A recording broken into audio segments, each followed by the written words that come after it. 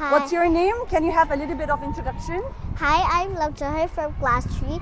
This summer, I read a book called Hansel and Gretel.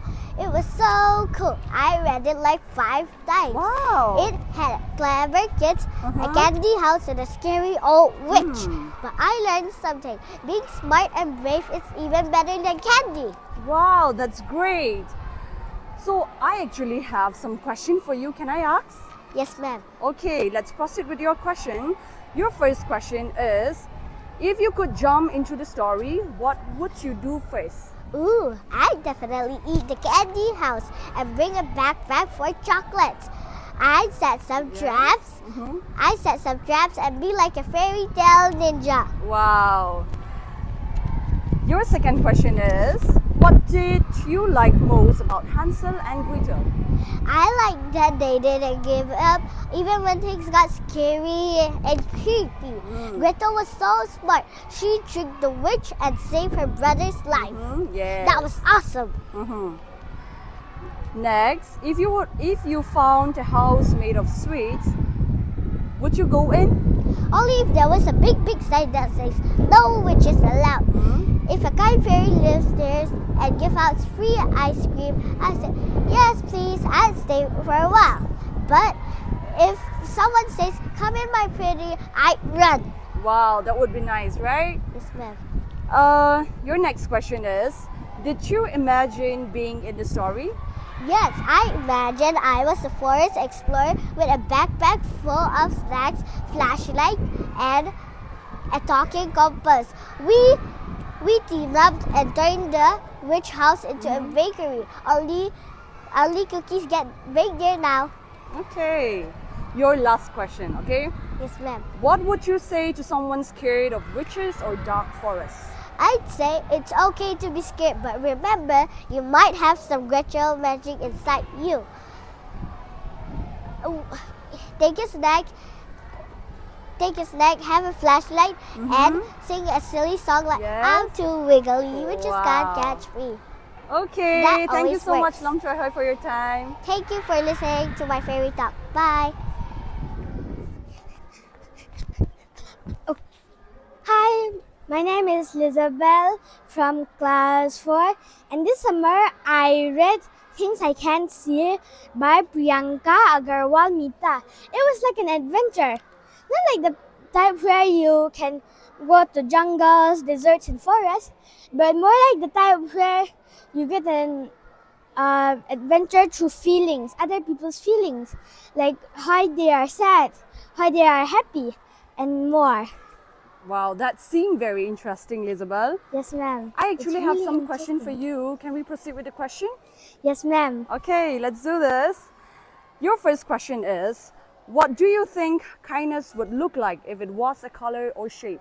I think kindness would be a warm peach or like a bow tie when people wear it if they feel sad or anxious. They'll always feel calm. They'll always feel happy. Okay, that was a nice answer. And your next question is, was there a moment in the book that made you feel quiet or think a lot? Yes, there was a moment in the book that made me feel quiet or think a lot. It was the part where the parents were very worried. As parents can get worried about many things. And some stuff they can get worried about are like their children trying to touch fire, playing with fire, or playing with electric wires, like those. Okay, your next question is, what's something invisible that you feel every single day? I think something invisible I feel every single day is the love of my parents. Wow. They always help me, and they kept me in a great school. And my father, who used to be an officer, is now but to pay my fees and all, he still opened a store, and now he's going on business trips, finding more stuff for us to sell, while my mother sometimes would go, and sometimes my mother would also, even if she felt sick, she would sometimes help me and my brothers with our homeworks. Wow, parents are always great, isn't it? Yes, ma'am. Okay, your next question is, if your happiness had a voice, what would it say right now? I think it would be running up to me and it will scream, popcorn, popcorn, and then it would prepare a movie night for me and we would play a movie, cuddle in a blanket, and even have some drinks with the Wow. popcorn. Okay, that would be great. Your last question, okay? What would your sad feeling look like as a cartoon? I think my sad feeling would look like that one character. It would always look annoyed or angry, but inside it would have sad cries for a friend. Not to talk to it or anything, but to sit by it, to calm it down whenever it felt sad. Okay, that was great, Lizabel. Thank Thank you you. for having your time. Hi, hello. I'm Christopher from class 5 and my book was Why Pursue a Dream. And the book I read was Why Pursue a Dream by Sheoran and Anahita Saidi. This book really got me thinking like how people chase their dream even when it's hard. When the world was like, nope. And I was like, yes, I like this vibe. Wow, you really seem to like your book. Yes, ma'am. Okay, Christopher, I have some question for you. Can I proceed with the questions? Yes. Okay. Your first question is, what's your dream today? Like right now, this minute. My dream is to become a pilot and travel around the world to every country and every destination. Wow, that would be really exciting. Okay, your next question is, what's something you work hard for, even if it was hard or boring? Last week, I downloaded an app and wanted to get a game currency, which for that thing I needed a currency in the app. My goal is 15,000, but I only have 93 right now. Wow. All the best for that, okay? Okay, your next question is, what's the silliest dream you can think of? The silliest dream I can think of is a pizza scientist. I would make new flavors like burger flavored pizza and more. Wow, you really seem to like pizza. I Do don't you? eat it often. Okay, so your next question is, if your dream was a wild animal, what kind would it be? A phoenix, not a fiery one, but a watery and friendly phoenix. It would be very kind and help people, but if people showed any hostility towards it, it would kill them. Wow, that's scary. Okay, your last question, Christopher. If someone gave up on their dream, what would you say to them? I would sit beside them and give them a cookie and say to them, even dreams can get tired. Let's rest today and tomorrow we will have an even brighter and greater dream. Wow, that's great. Thank you so much, Christopher, for your time. Yes, ma'am. Hello, I'm Jeremy from class 4B, role number 8. In the summer, I read Things I Cannot See book, and I like it. It's like one of those things where you just like it, but you don't know how to explain why you like it to sometimes even yourself. Today, I'll be answering a few questions related to the book. Okay, your first question is, what do you think happiness would look like if it was a color or shape? If happiness was a color or shape, I feel like it would look like a green oval, just like a raw grape. If that would float around and poke people gently on the head, which would make them happy. Sorry Okay. for stuttering. Good. Jeremy, among all the other shapes that we have, you chose oval, isn't it? Why do you Yes. choose oval? I choose oval because the oval just makes me feel like I could fit kindness the most. Wow. Okay, what's something you feel invisible every day? Every day I feel my parents and my relatives' love. I cannot hear it and I cannot see it, but I can feel it in my heart. That's great. Was there a moment in the book that where you stop and think for a moment?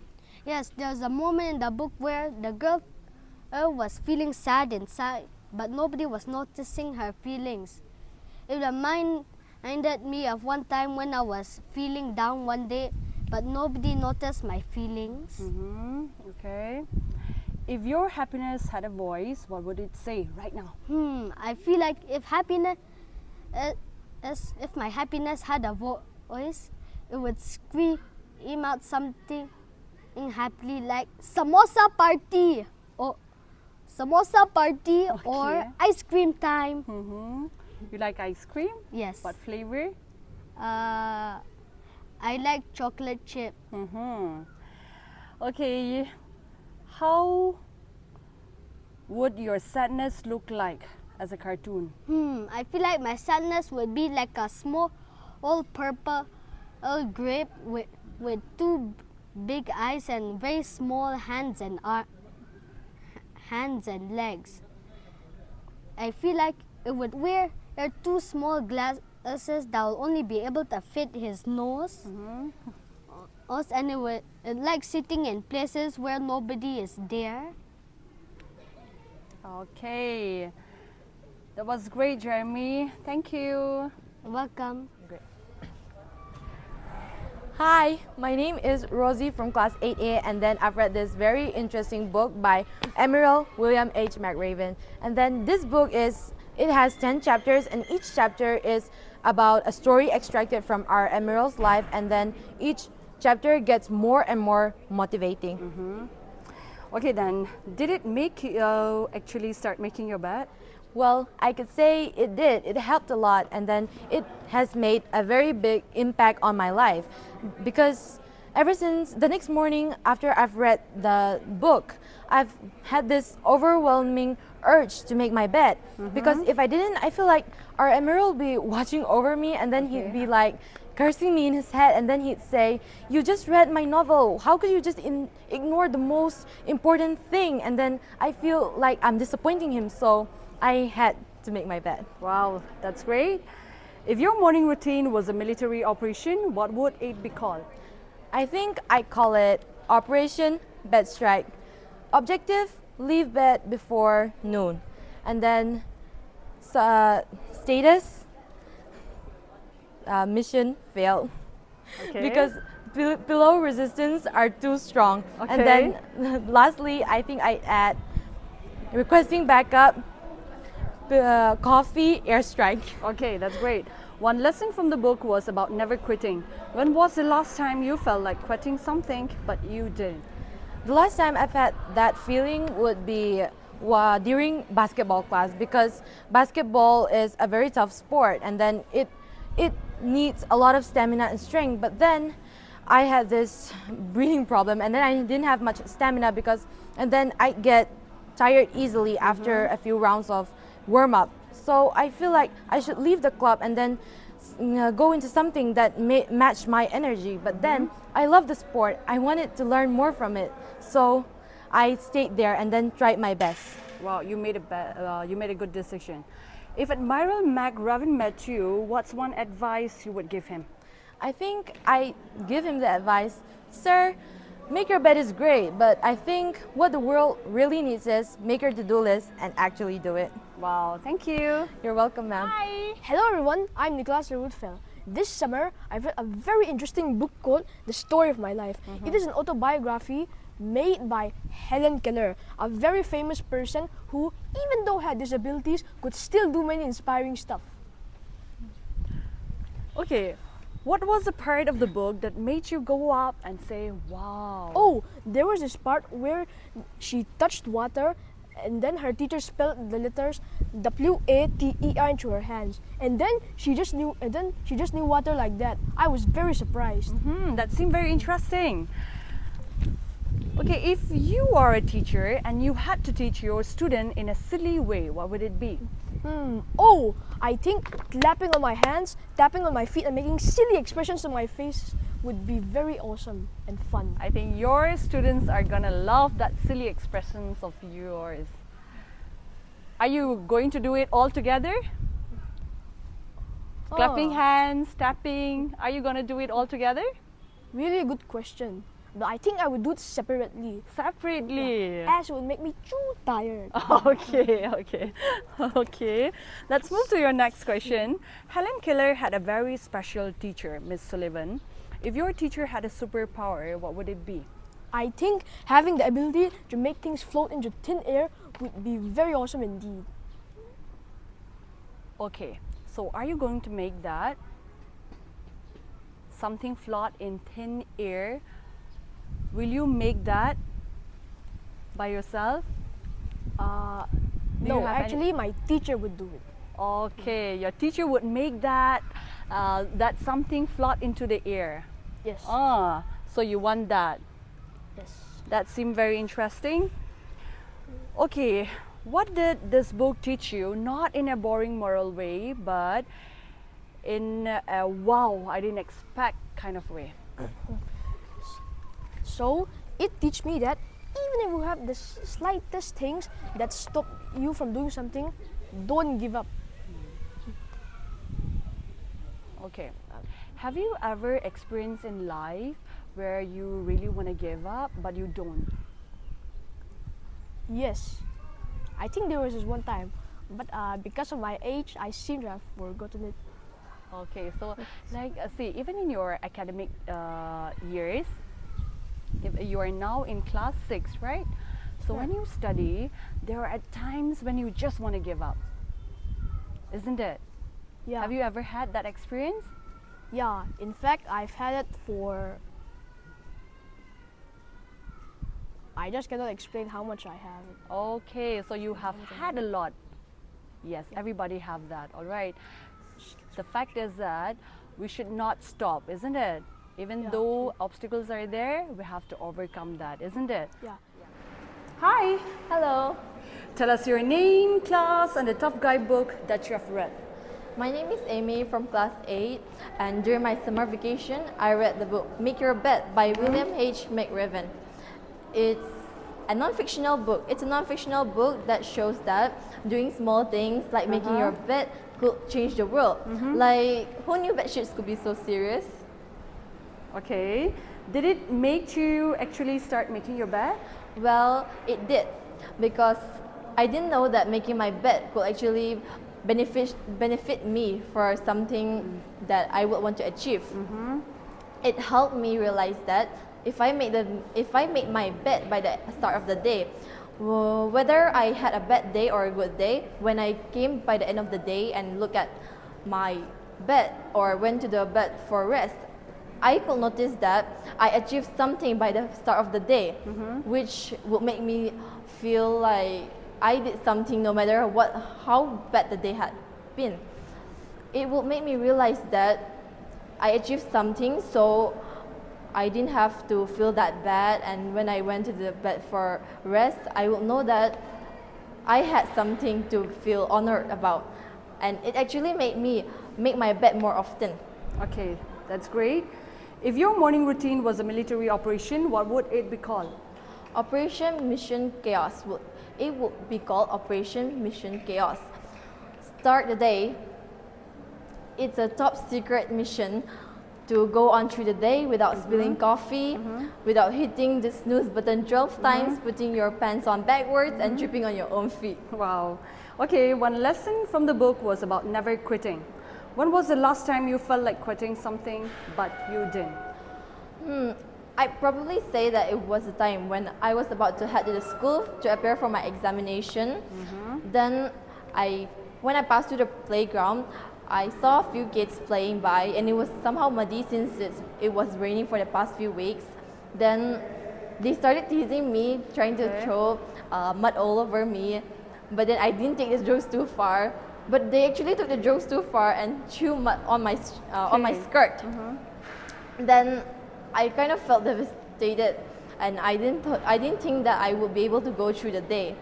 But I encouraged myself to go through the day, to face the day no matter how bad it was, because it takes us to go through bad times, tough times in life. Then I went through the day and appeared my examination with great enthusiasm. Wow, that was great.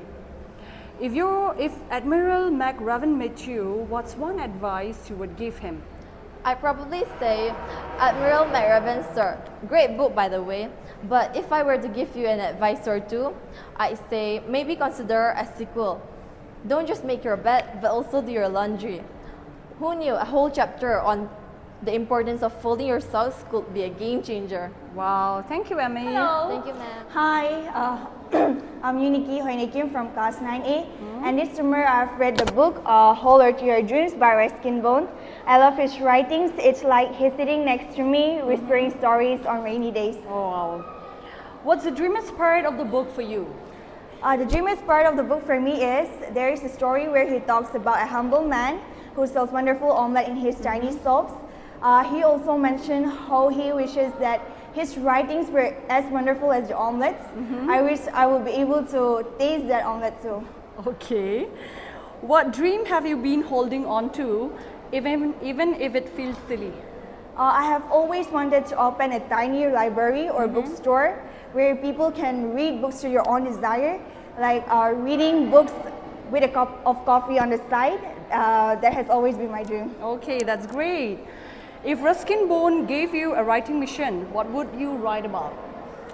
I have always wanted to write a book, but first I will write a book that inspire people not to give up easily and be satisfied for what they have. That's very nice. Your next question, if you meet young Ruskin Bone, what advice would you ask for?